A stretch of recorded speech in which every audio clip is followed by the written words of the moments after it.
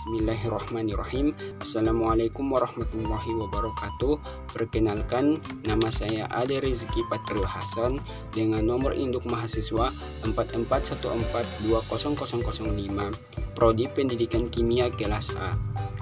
Di sini saya akan menjelaskan tentang penanganan kecelakaan di laboratorium dan juga yang kedua, teknik laboratorium. Yang pertama, penanganan kecelakaan di laboratorium, yaitu jenis kecelakaan pertama yaitu luka bakar dengan penanganannya jika luka bakar akibat benda panas, olesi dengan salep livertran, mentega, larutan asam pikrat 3%. Apabila lukanya cukup besar, segera siram dengan larutan bikarbonat 1,0% dan segera pergi ke puskesmas. Jenis kecelakaan kedua yaitu kulit terkena asam pekat. Penanganannya, jika kulit terkena percikan asam sulfat, asam nitrat, segera dilap dengan kertas tisu, kemudian cuci dengan air dan larutan natrium bikarbonat, keringkan dan olesi dengan salep livertrans. Jenis kecelakaan yang ketiga yaitu kulit terkena basah kuat. Penanganannya dengan segera cuci dengan air yang banyak, kemudian dengan larutan asam asetat 1,0% dan cuci dengan air kembali setelah kering, diolesi dengan salep livertran. Jenis kecelakaan yang keempat yaitu kulit terkena brom. Penanganannya yaitu dengan cara segera cuci dengan benzena dan olesi dengan gliserin. Kemudian beberapa saat cuci sisa gliserinnya dengan air dan lesi dengan salep livertran. Jenis kecelakaan yang kelima yaitu kulit terkena logam natrium. Penanganannya, jika terkena logam natrium, segera ambil logam natriumnya dengan bantuan pinset, lalu kulit yang terkena logam dicuci dengan asam asetat 1%, kemudian olesi dengan livertran. Jenis kecelakaan yang keenam yaitu kulit terkena fosfor. Penanganannya, ambil fosfor dengan fosfor bekasnya, dicuci dengan air dingin sebanyak-banyaknya, kemudian olesi dengan larutan perak nitrat 1%. Jenis kecelakaan yang ketujuh yaitu kulit terkena zat organik. Penanganannya, jika kulit terkena zat organik yang korosif, segera cuci dengan alkohol, kemudian cuci lagi memakai sabun dan air hangat. Jenis kecelakaan yang kedelapan yaitu mata terkena asam atau basah. Penanganannya yang pertama yaitu jika asamnya encer, cuci mata dengan larutan natrium bikarbonat 1%, mempergunakan alat pencuci mata. Penanganan yang kedua, jika asamnya pekat, pertama cuci dengan air sebanyak-banyaknya, kemudian cuci dengan larutan bikarbonat 1%. Penanganan yang ketiga, jika mata terkena basah, cuci dengan air, kemudian larutan asam borat 1%. Jenis kecelakaan yang kesembilan yaitu zat padat, zat cair, dan gas beracun. Penanganan yang pertama, jika zat beracun masuk ke mulut tetapi tidak sampai tertelan, segera zat tersebut dikeluarkan dan berkumur dengan air sebanyak-banyaknya. Penanganan yang kedua yaitu jika larutan asam tertelan, segera minum air sebanyak-banyaknya, kemudian minum air kapur atau bubur magnesia dan susu murni. Jika yang tertelan adalah basah kuat, segera minum air sebanyak-banyaknya, kemudian minum larutan asam cuka encer, air jeruk, asam laktat. Setelah itu minum susu murni. Penanganan yang ketiga yaitu senyawa arsen atau raksa tertelan, segera minum larutan garam dapur yang dibuat dengan melarutkan 1 sendok garam dapur dalam segelas air hangat. Dan penanganan yang keempat, jika gas klor atau brom terhisap, buka pakaian atas dan segera menghisap amoniak atau berkumur dengan larutan bikarbonat. Selanjutnya, menghisap mentol atau cairan hangat seperti permen. Selanjutnya, saya akan menjelaskan teknik laboratorium. Yang pertama, tindakan pencegahan kecelakaan. Ada beberapa asas keselamatan tercantum berikut ini.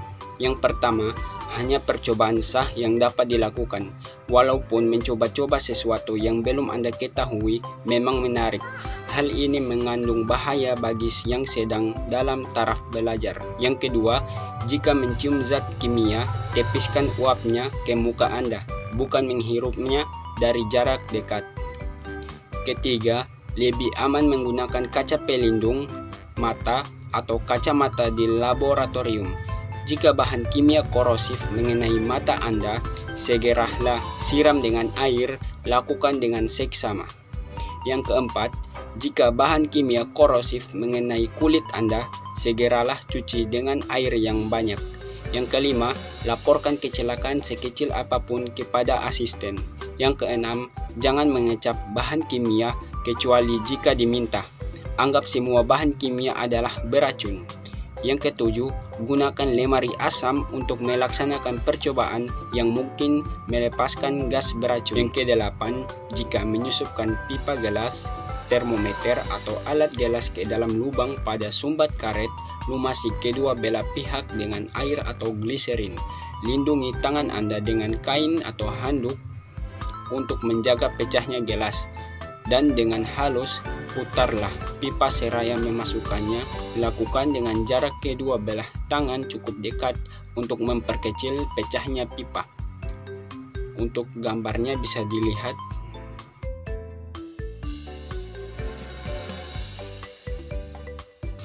Dan yang kesembilan yaitu, untuk mengencerkan asam sulfat, tuangkan asam perlahan-lahan ke dalam air, bukan sebaliknya, sambil diaduk. Jika tidak, kalori yang dilepaskan terlalu besar dan terlokalisasi. Hal ini akan menimbulkan semburan yang keras. Bisa dilihat gambarnya. Dan yang terakhir ke-10 yaitu, pakailah jas laboratorium untuk melindungi pakaian Anda terhadap bahan kimia yang korosif. Selalu memakai sepatu, sebab sepatu jauh lebih aman dibanding sandal. Teknik laboratorium selanjutnya yaitu kebersihan dan prosedur praktikum. Yang pertama, daerah kerja di laboratorium harus bersih.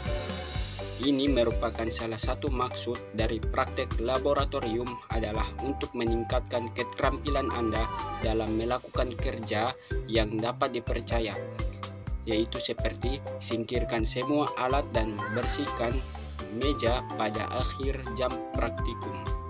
Yang kedua, cucilah alat gelas dengan air sabun jika perlu.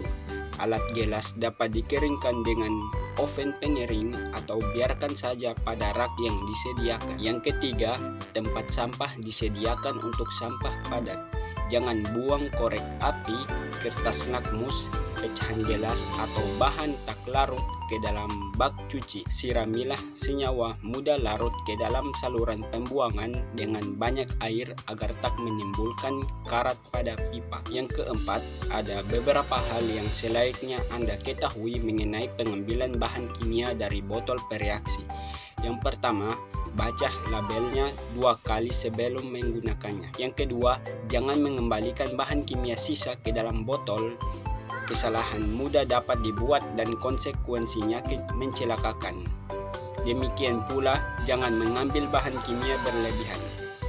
Yang ketiga, letakkan botol pereaksi pada raknya. Alirkan pereaksi ke meja Anda dalam gelas piala, labu atau tabung reaksi. Yang keempat, jangan masukkan pipet, penetes atau sulit ke dalam botol pereaksi. Tuangkan bahan kimia dari botolnya untuk menghindari kontaminasi. Yang kelima, dalam menimbang bahan kimia, usahakan jangan tumpah. Segera bersihkan setiap bahan yang tercecer. Yang keenam, jangan cemari sumbat atau tutup botol dengan meletakkannya di atas meja. Peganglah dengan menjepitnya memakai jari Anda, seperti pada gambar berikut. Apabila memanaskan cairan dalam tabung reaksi, arahkan mulut tabung menjauhi Anda atau siapapun untuk menghindarkan golakan. Misalnya uap yang dibebaskan tiba-tiba akibat pemanasan yang tinggi. Gelas piala, labu, dan tabung reaksi adalah untuk memanaskan cairan. alat pengukur volume seperti labu ukur tidak untuk dipanaskan. Alat porselin dapat dipanaskan secara merah membara, tetapi cara terbaik adalah jangan memanaskannya tiba-tiba. Teknik laboratorium selanjutnya yaitu pembakaran bunsen. Pembakaran bunsen sering digunakan sebagai alat pemanas di laboratorium. Gas alam dan udara yang masing-masing dapat diatur volumenya dicampurkan perlahan-lahan dalam laras pembakar.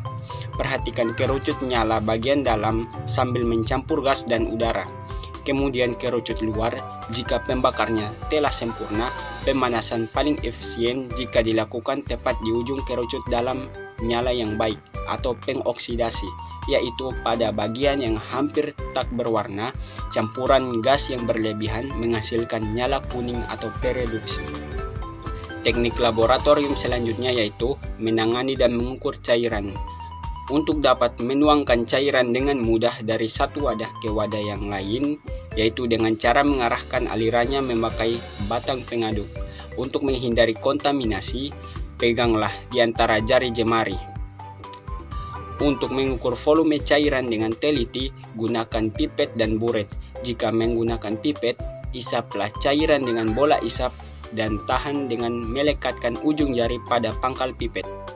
Untuk pengukuran volume cairan kira-kira diperoleh dengan membaca volume pada gelas ukur. Letakkan kedudukan mata Anda sejajar dengan permukaan cairan. Volume dibaca pada dasar meniskus atau daerah lengkung yang gelap pada permukaan. Golakan atau pembebasan uap secara mendadak karena panas yang terlalu tinggi yang sering terjadi jika cairan dipanaskan. Untuk menghindari hal ini, dapat menaruh benda padat seperti batu didi, pecahan kaca, atau batang pengaduk dalam wadah. Untuk teknik laboratorium dalam menangani dan mengukur cairan yang telah saya jelaskan, bisa dilihat gambarnya di atas ini. Teknik laboratorium selanjutnya yaitu memindahkan dan menimbang padatan.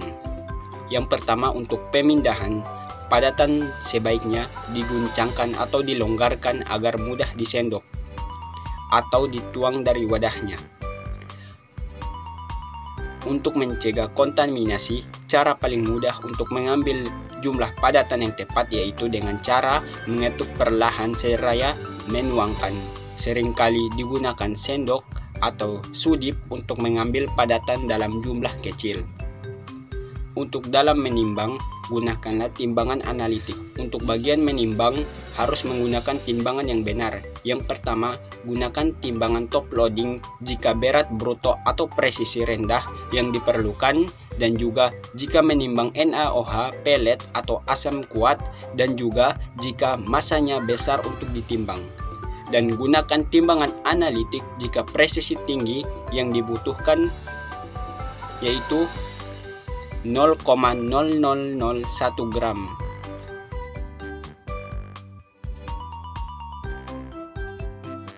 Untuk menimbang menggunakan timbangan top loading, yaitu yang pertama, hidupkan timbangan dan tunggu hingga layar menunjukkan kestabilan.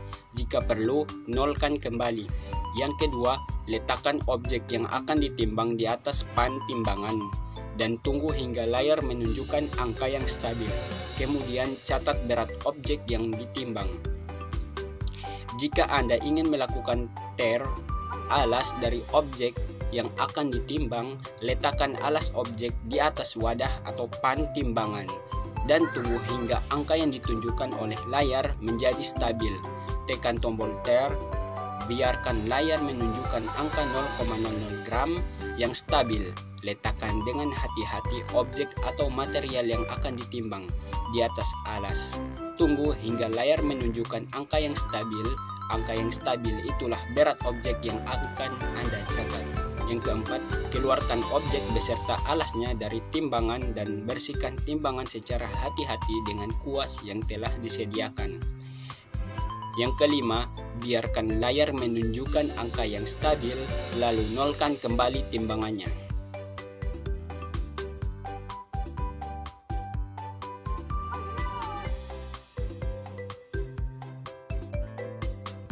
Untuk menimbang menggunakan timbangan analitik, yaitu yang pertama, duduklah dengan nyaman di bangku yang tersedia di lab.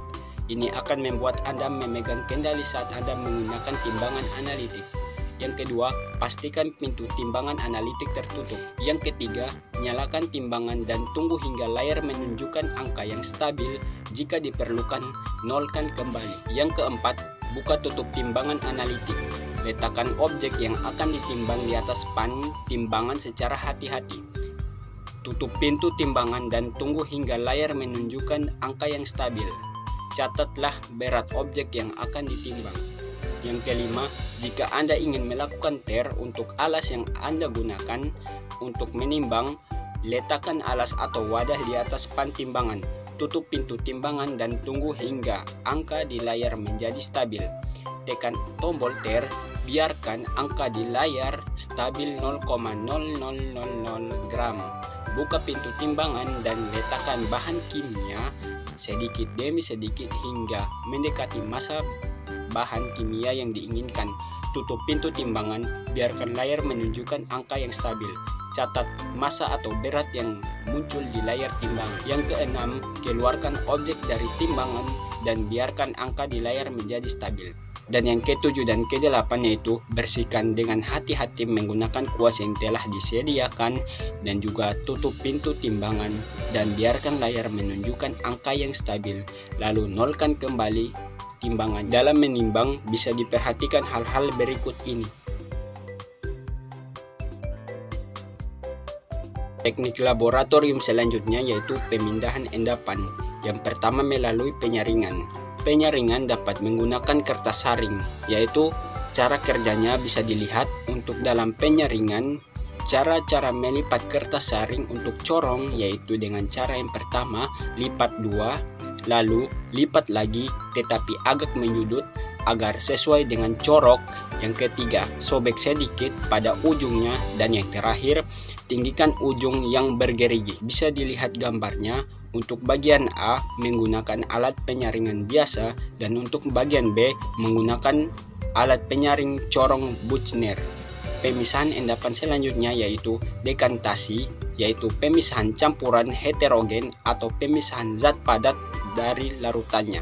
Caranya dengan mengendapkan campuran dan juga menuangkan cairan atau zat pelarutnya. Teknik pemindahan endapan selanjutnya yaitu dengan cara pemusingan, dengan menggunakan alat untuk meningkatkan laju pengendapan dengan memakai gaya sentrifugal atau memutar cepat dalam lingkaran, bukan gaya gravitasi. Teknik ini hampir sama dengan dekantasi. Demikian hasil pemaparan saya mengenai penanganan kecelakaan di laboratorium dan juga teknik laboratorium. Semoga bisa menjadi pembelajaran selanjutnya. Terima kasih. Assalamualaikum warahmatullahi wabarakatuh.